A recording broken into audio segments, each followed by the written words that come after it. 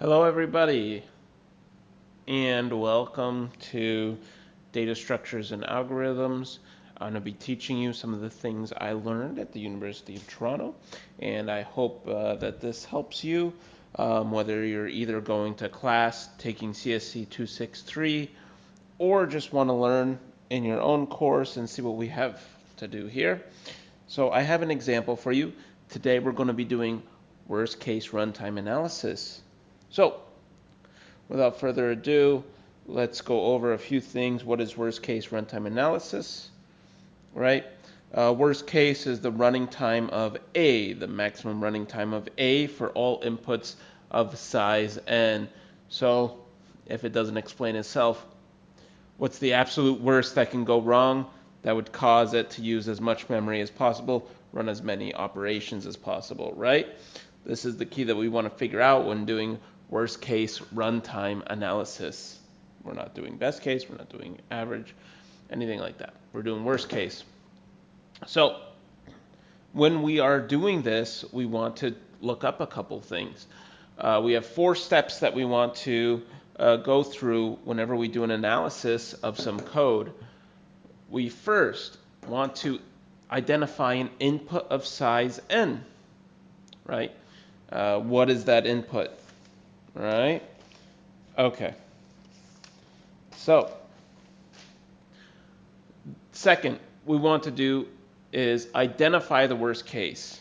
Just in words, we're just going to explain, in words, what's the worst situation here? What do we expect to happen with the code that would cause it to use up the most operations, right? What would cause it to use up the most memory and execute the worst possible case that we can give, right? The number 3, we want to give the approximation of the number of basic operations that execute in that worst case T of n, right? Now we're identifying the worst case as T of n, okay?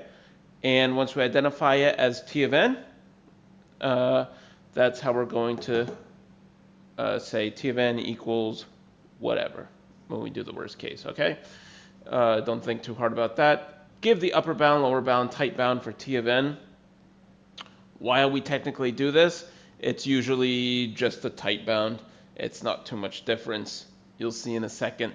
Again, don't think too hard about that one.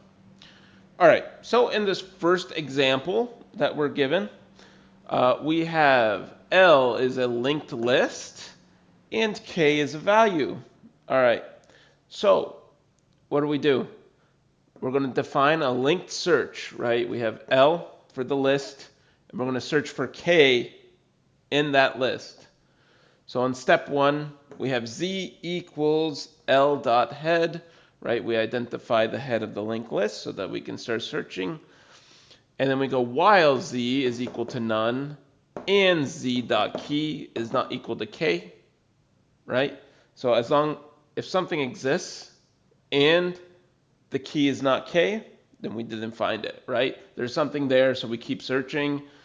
Then we set that to be Z equals next, right? Because then we start over again. And we're going to do a little bit of recursion here. Actually, this isn't recursion. This is just a while loop. So we're going to do a little while loop here, okay? And that while loop is going to go to the next one until we find it, and then we're going to return Z, right? Let's understand the code.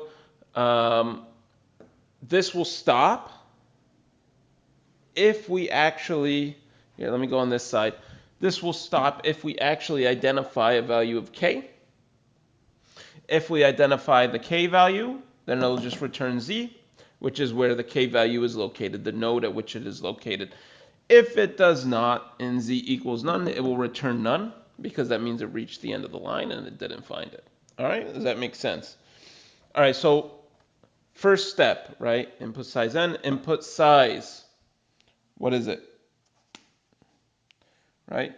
It's the size of L. Size of L. What is the size of L? That is the length of L, which we are going to call n. All right, so we have this length of L that we call n. All right, uh, nothing crazy complicated here. It's just a list of size n. Okay, so what is the worst case? I'll let you think about that, right? What is the worst possible case that we can come up with this search? Let you pause the video. Either it's actually two things. Either K isn't an L, right? Because then it runs through the whole list. Or K is the last element in L, right? Then it still runs through the whole list. So it can be one of those two things. And for coverage sake, we're gonna cover both. So we'll just say, all right, K is not in L, or K is at the end of L. Okay. So let's take a look at this one more time just to be certain of what's going on here. We have an event that happens, z.next happens an arbitrary amount of times. We will call that c times, right? Z.next happens c times, let's say, right? Okay, next up, we have this while loop. All right, if this whole loop goes through, it will happen n times, right? N is the size of the list. If it goes through every part of the list, it'll happen n times. Which then leaves us C. It performs operation C n times in the worst case. So C times n, right?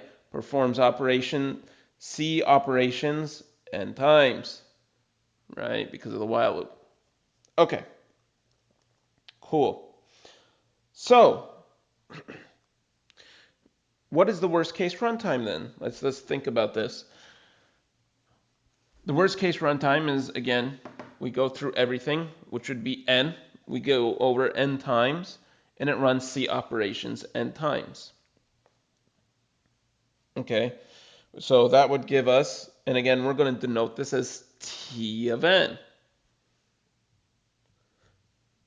So T of n equals what we just wrote here, right? Not too complicated. C times n, right? We perform C operations n times because of the while loop. Again, worst case runtime. Remember, we're doing worst case. Okay. And we're going to do plus B. All right, that is an arbitrary number. We just insert that for all the extra operations that aren't exactly n times or anything like that. Okay. And, right.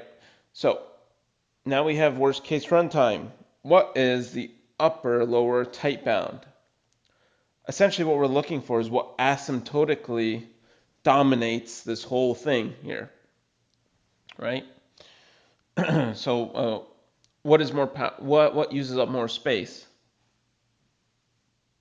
Probably not B, right? B isn't associated with anything. N is the only one that actually grows with the linked list. C just grows with that. It's not important. So T of n is an element, and we're going to do the tight bound here. Theta of n, right? This is because n asymptotically dominates C times n. In case you're a little curious about, why something asymptotically dominates, I can write that down for you real quick. All right. in case you're curious, why n, right? C is not important. N is what grows with the linked list, right? So O of n dominates O of log n, which dominates O of n, which dominates n of log n, which dominates O of n squared, which dominates O of 2 to the power of n. Okay, so n, the c, which is a constant, our constant has nothing to do with the linked list, so we just ignore the c. It doesn't really matter. The only reason it would matter is if it's a squared, which means that it's worse, but it's not n squared here. So it's this whole thing, right? And then we go, okay, that's a constant. C is a constant. N is the only thing that's not a constant. That's what asymptotically dominates. And in our worst case, the average, the theta tight bound of the worst case is always going to be n. Again, don't think about it too deeply right now. There's things in the future in which we go into more detail why upper bound and lower bound can change, but in this case, it's not too complicated, and it's just going to be n. So again, one of my biggest problems when I was taking data structures and algorithms is that I thought too deeply about this. The thing is, you don't want to think too deeply about this. Okay? So, example 2. We have L is a list. Not even a linked list, just a regular list. Right? Okay. And this is called evil evens, right? If every number in L is even, repeat L dot length times and calculate and print the sum of L. L dot length times. So do this for every n. Return 1, else return 0. So in case you couldn't tell, this is the important one right here. If every number in L is even, so it goes through every single number in L, the list, right? L is a list. Goes through every number in L and checks if they're all even. If they're all even, it's called evil even because it does this terrible calculation that uses up a bunch of memory for no reason. That's the joke, okay? And then it returns a 1 to tell you that they're all even. If it encounters any odd number, it stops this because that's not true. That if statement becomes false, and we return a 0 to say that they are not all even. All right. So what is the input size? It's just a list, right? So we're going to call it n, a list of size n, which is equal to the length of L. Okay, so we have n. Again, simple enough, simple enough. So what is the worst case here? Obviously, if we encounter an odd number, this never occurs, and it just returns a 0. So the worst case that happens is that these are all even, and they never it never reaches. We don't get this, and it does this, executes this part of the code. All right. So our worst case is all elements in L are even. Does that make sense? All elements in L are even, right? Then we execute this horrible case here. All right. Next up, we have the worst case runtime. So let's go and take a look at this here. So we have a while loop that goes and looks over just checks. First, it does a check on all the numbers. Goes over the list, right? It's a while loop, right? Why is it a while loop? While the next is not empty, goes through next, next, next, next, next. Checks, is it odd or even? Is it odd or even? Okay. Which is just n, right? It just goes through the list once, and the list is of size n. So we have an action of n. This is where it gets interesting. Repeat L dot length times. So this is another while loop of size n. Okay, interesting. Calculate and print the sum of L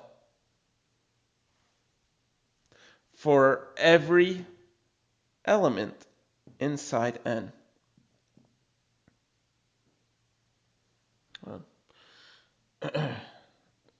So again, while loop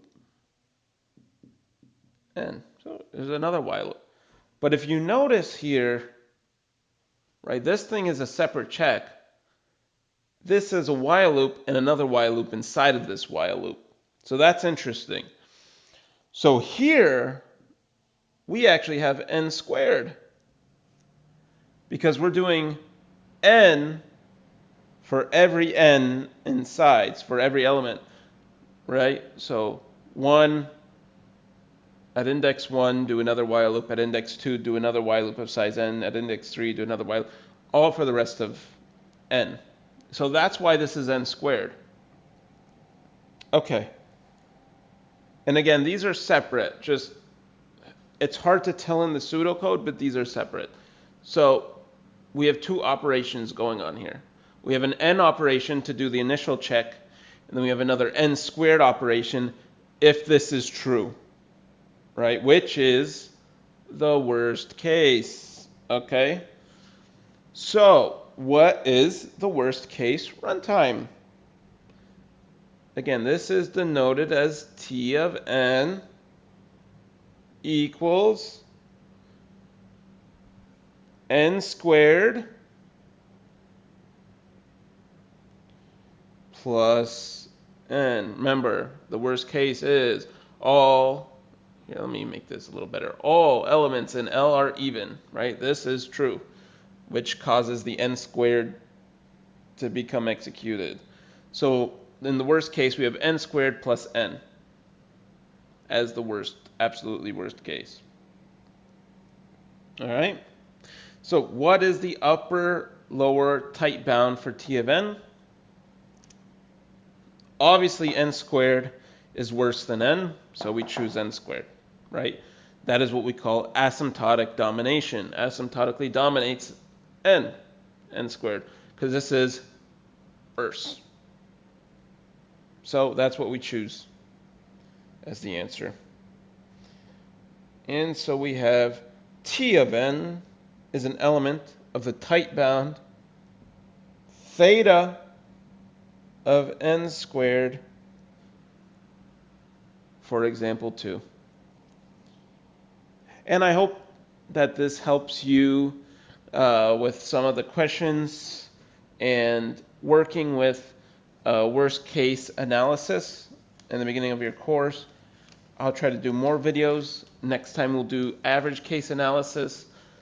But this worst case analysis is very important because sometimes when you're running algorithms, especially if it has something to do with a server or anything like that, you are curious to see what the worst case is. And so if something is n squared, that's pretty bad, right? But as you'll see in the average case, that usually never happens. But this is a worst case analysis. So we're just seeing what would happen in the worst absolute case. Why people would do this is actually if there's a hacker or a threat or something like that. It's somebody who wants to hurt your code or your software. What's the maximum damage they could do, right? If they wanted to purposely set the data up in a way that would slow down your software, or use up your most memory usage, or lock up your resources, right? That would be a use case for this as to why we would do worst case analysis. Otherwise, we do normally do average case analysis, just to see what the average case is. But this is important for security and to make sure what's the most damage somebody can do with this code. So that's why people like to optimize the worst case, to make sure it doesn't end up like this. So I hope this helped. If you have any questions, put them in the comments. Thank you for watching. I hope you enjoyed this. This is some of the stuff I learned at the University of Toronto, and I hope that you could learn something of value here too. And I'll see you in the next episode.